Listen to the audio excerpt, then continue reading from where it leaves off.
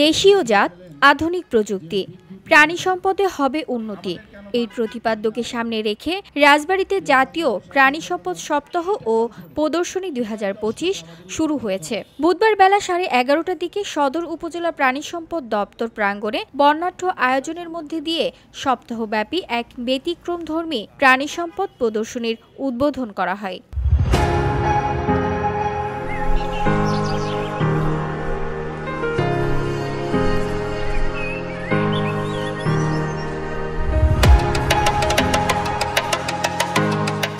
এই উপলক্ষে প্রাণী সম্পদ দপ্তর প্রাঙ্গণ থেকে একটি র্যালি বের করা হয়। র্যালিটি রাজবাড়ী কুষ্টিয়া আঞ্চলিক মহাসড়ক প্রদক্ষিণ করে দপ্তরে ফিরে আসে। পরে ফিতা কেটে ও বেলুন উড়িয়ে আনুষ্ঠানিকভাবে প্রদর্শনীর উদ্বোধন করেন অতিথিরা।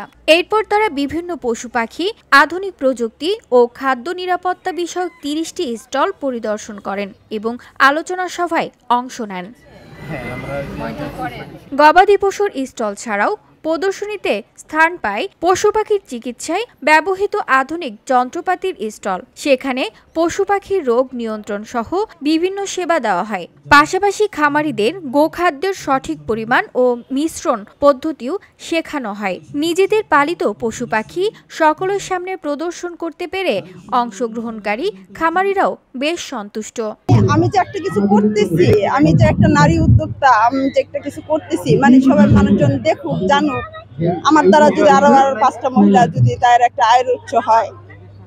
মূলত এই চিন্তা ভাবনা করে আসা যে ওই আপাতত এখানে এই জিনিসটা করে একটা ইনকাম হচ্ছে, বা আমিও যদি একটা কিছু করতে পারি। প্রদর্শনে আসার উদ্দেশ্য হচ্ছে এটাকে পরিচিতি করা, যেহেতু একটা নতুন জাত বা নতুন মুরগি আমাদের দেশে, তো এগুলা প্রদর্শন করলে সারা দেশের মানুষ দেখবে বা আপনাদের চ্যানেলের মাধ্যমে দেশ বিদেশের মানুষ দেখবে এবং এটার প্রতি আকৃষ্ট হবে এবং এটা থেকে একটা মার্কেট তৈরি হবে।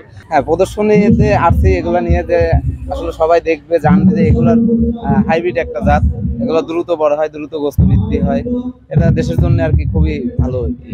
ছাত্ররা যারা চাকরি বাকরির আশায় বেকার হয়ে ঘুরে বেড়াচ্ছেন, তারাও যদি আজকে ভিক্টর ব্রিডার্স থেকে বাচ্চা সংগ্রহ করে নিজে একজন প্রান্তিক খামারি হিসেবে নিজেকে গড়ে তুলতে পারে এবং সে স্বাবলম্বী হতে পারে। দেশি বিদেশি বিভিন্ন জাতের গরু, ছাগল, মোরগ, মুরগি, খরগোশ ও রঙিন পাখি প্রদর্শনী দেখে আনন্দ ও প্রত্যাশার কথা জানান আগত দর্শনার্থীরা। যে আপু পাখিগুলা নিয়ে কাজ করতেছে এখানে, তার কাছে অনেক আইটেমের পাখি আছে। আপুর কাছে এর আগে অনেক পাখি নেওয়া হয়েছে। আমি এখানে আসি, এসে আশ্চর্য হয়ে গেছি যে এখানে এত সুন্দর সুন্দর প্রাণী আসছে, যেটা আমি কোনোদিন দেখিই নাই। ভালো লাগছে দেখে, আরো একটু দেখবো।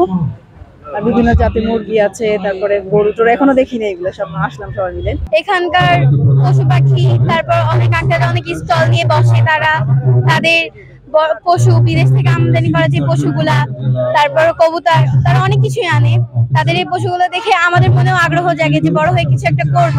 প্রান্তিক খামারিদের উৎসাহ দেওয়া এবং নতুন উদ্যোক্তা তৈরি করাই এই আয়োজনের মূল লক্ষ্য, এমনটাই জানালেন জেলা প্রাণী সম্পদ কর্মকর্তা। এই দিবস বা এই সপ্তাহ পালনের উদ্দেশ্য হলো যে প্রাণী সম্পদের উৎপাদন কিভাবে বৃদ্ধি করা যায় সে বিষয়ে আমাদের যে প্রযুক্তিগুলো আছে সেগুলো প্রযুক্তি মাঠ পর্যায়ে সম্প্রসারণ করা, দুগ্ধজাত পণ্যের বাজার কিভাবে আরো বেশি সৃষ্টি করা যায়, ক্ষুদ্র খামারি এবং উদ্যোক্তা যারা আছে প্রতিকূল পরিবেশে তারা কিভাবে খামারকে টিকিয়ে রাখতে পারে সে বিষয়ে তাদের সক্ষমতা সৃষ্টি, বিজ্ঞান ভিত্তিক লালন পালনের কৌশল সম্পর্কে তাদেরকে অবহিতকরণ, উন্নত জাতের পশু পাখি পালনে আধুনিক ব্যবস্থাপনা বিষয়ে তাদের পরামর্শ প্রদান। আর এই ধরনের প্রদর্শনীর আয়োজন নতুন উদ্যোক্তা তৈরির পাশাপাশি দেশের মাংস ও দুধ উৎপাদন বৃদ্ধিতে ভূমিকা রাখবে বলে জানান জেলা এই কর্মকর্তা। এবং জনসাধারণের জন্য সর্বোপরি যে নিরাপদ আমিষ অর্থাৎ দুধ, ডিম, মাংস উৎপাদন, এটাই হলো আমাদের এই প্রাণী সম্পদের মূল লক্ষ্য। VOD Bangla news desk.